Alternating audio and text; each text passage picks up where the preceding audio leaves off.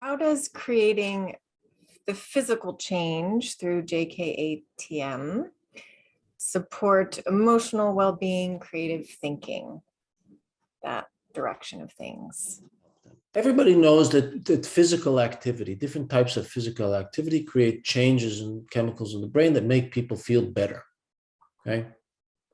So you have to create some kind of a change in movement, and then you can create change in certain emotional domains, cognitive domains, and sensory domains. So there are physical bases in terms of the way that we hold ourselves constantly that create for ourselves sensations of being easier with ourselves, more anxious with ourselves, more stressed with ourselves, more relaxed with ourselves. And everybody knows that if you have a certain environment and a certain way that you are with other people or with yourself, you can change your emotional state. I think what people look for is if they have an overall emotional state that they're constantly stuck in, how can they get out of that? That's one of the questions people look for. So I think some of the things that create emotional changes for people are, first of all, some people, if they just, some of these basics of the how to do something, if you just go slow, some people, it's like you have to change gears. If you just go slow and you take a breath, this for some people will make a big difference emotionally just to begin with. And if they can do this 5 minutes, 10 minutes, 20 minutes, they'll get up and they'll say, oh my God, I feel like a load's been taken off. I'm not constantly worrying about this thing. My mind feels easier. This is one thing. Some people are constantly, we talked about reducing effort.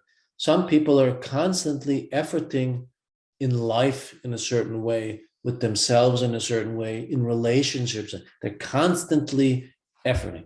Now, if you tell somebody, listen to yourself, that they have to focus inwards, reduce your effort, all of a sudden, some change will come over them.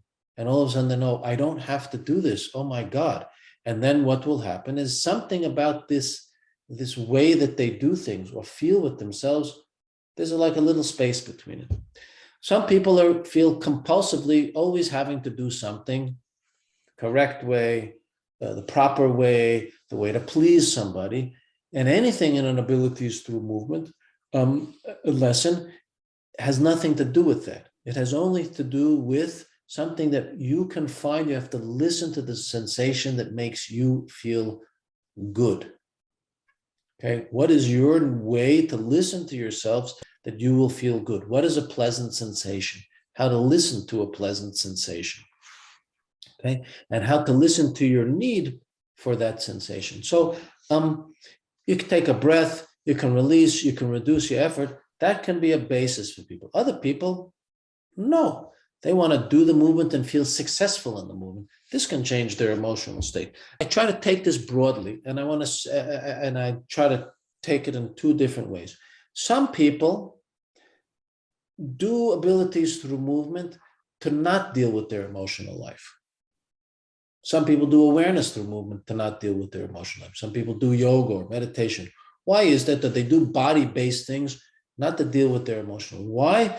Because they can do something and feel like they're doing something better, and then it makes them feel they don't have to go more deeply into dealing with an emotional state that's maybe not good for them, deeply rooted, affected by trauma, attachment aspects that they might have that they have to manage.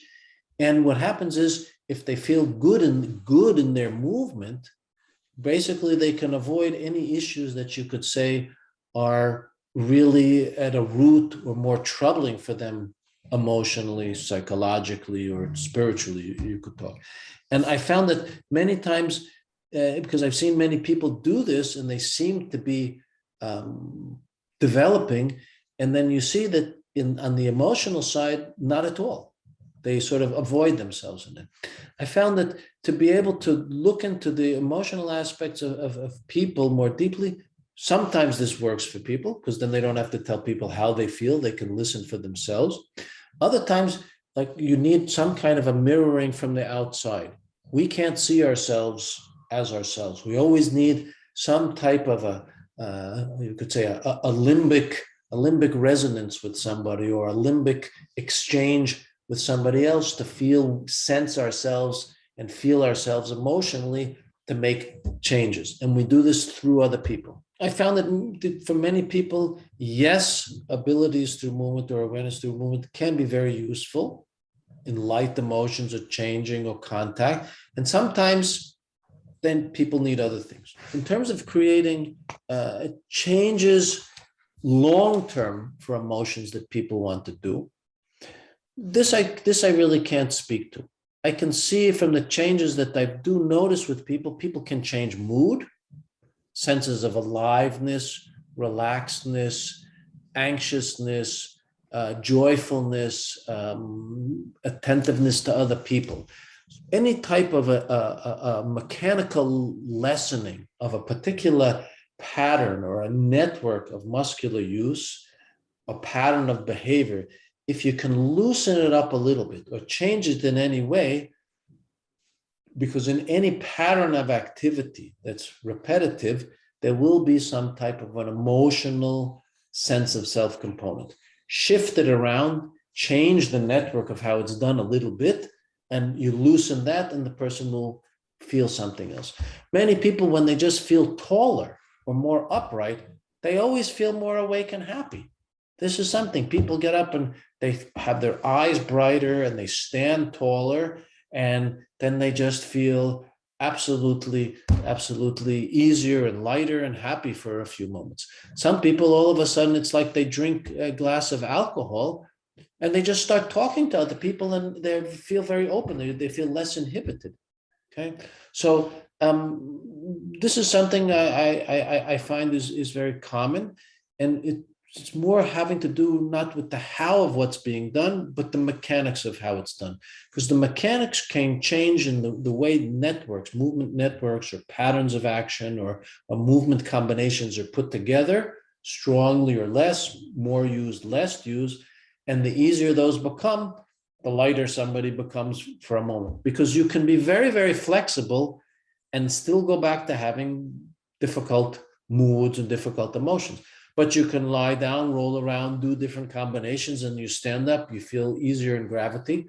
People will feel more enlivened, and bang, they will go off and have a change of mood and an enlivened feeling. And actually, if you feel more connected to yourself, you will always feel more connected to other people.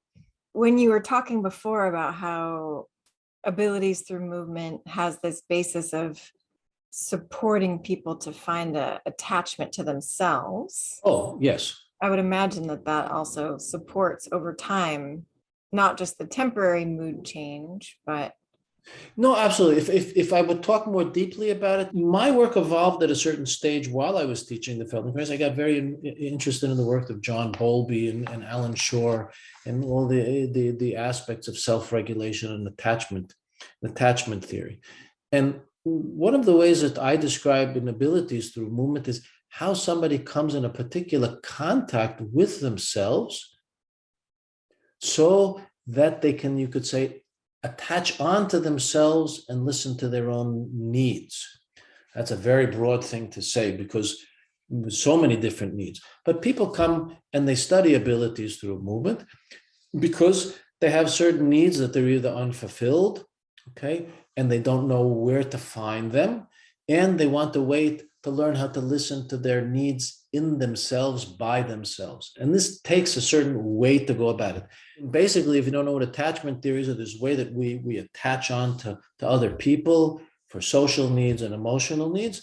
And we either have, in the large version of, we either have secure attachments or insecure. So you can be securely attached to yourself and others, and you can have certain insecurities in the way that you're attached to others, and there are a few different categories. When I think about the whole aspect of what it means to be in a regulate yourself in a way, listen to your needs, attach to your inner self in a particular way, securely, then what I would notice is that the basis of the attachment is that it's something nonverbal. The basis of all attachment work in early childhood is nonverbal, that somebody outside of you listens to your needs that you're expressing non-verbally and somehow fulfills them. Now, movement, when you do it with yourself, it's in a non-verbal state with yourself. You don't talk yourself through it. And what happens is you have to listen to your own need at that moment, whatever it may be. So, and then what happens is if you're the one that becomes the listening to the need, like somebody else did non-verbally, you're in a certain way mimicking a part of this type of an attachment. Now, there are people that had disorganized attachment and anxious attachment, all different types of attachment. But the moment that you can listen to any kind of a need of yourself, you actually can sort of redo this type of way that any part of your attachment is, if you let yourself feel for yourself what you're feeling at the moment that you're doing, and find out it doesn't feel really good, and you have to define that for yourself, and this feels better.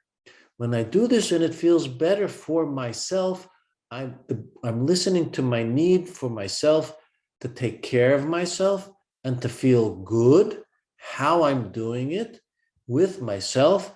And then all of a sudden you feel more attached to yourself, and whatever emotion relates to how you do that, this will usually more come to the foreground, and whatever you would say would be negative goes away or disappears or goes into the background. Now, I don't push people in those directions, because I think the idea is that people have, as an adult, and this is something I respect very much when I teach abilities through movement, I look at people as adults that are strong, that can take care of themselves, and that they're resilient to whatever they will listen to and manage for themselves when they sense it and feel it, when they're ready. And I've always found that if I respect that, people start to grow differently than if I look at people more in a childish way that I have to take care of them and worry about them. And same thing as you would do it in basic, you would say, parenting or pedagogy.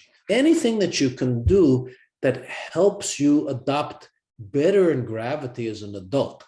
That means going more into the upright and being able to go in any plane of motion at any time, you will feel better emotionally.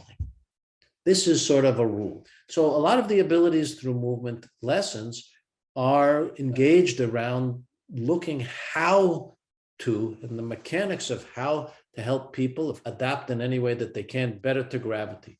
The moment you do this, you'll always get up off the floor. If you do things more in the upright, you'll feel better in gravity. You'll feel better with yourself. It's like